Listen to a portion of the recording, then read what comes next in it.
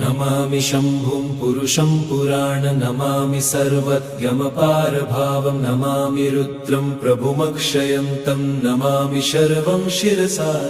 नमामि देवं परमव्ययम् उमापतिं लोकगुरुं नमामि दारिद्र्यविदारणं नमामि रोगापहरणं नमामि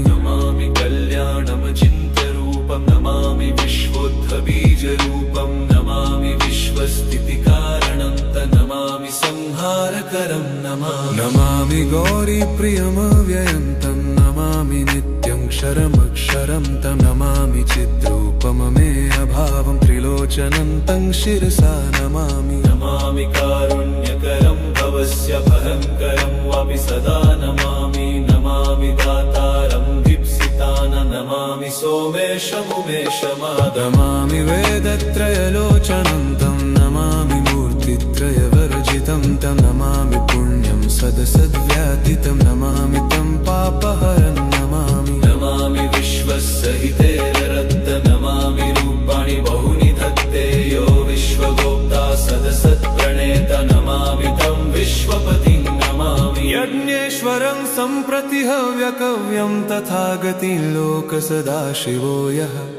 आराधितो यश्च ददाति सर्वा नमामि दानप्रियमिष्टदेवं नमामि सोमेश्वरं स्वतन्त्रम् उमापतिं तं विजयं नमामि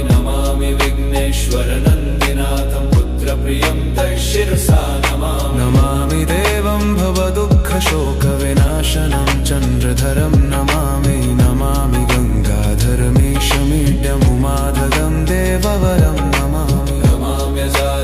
पुरन्दरादिसुरासुरैरचितपादपद्मं नमामि देवी मुखवादनान इक्षार्थमक्षित्रितयं यैष पञ्चामृतैर्गन्धसुधूपदीपैर्विचित्रपुष्पैर्विधैश्च मन्त्रैः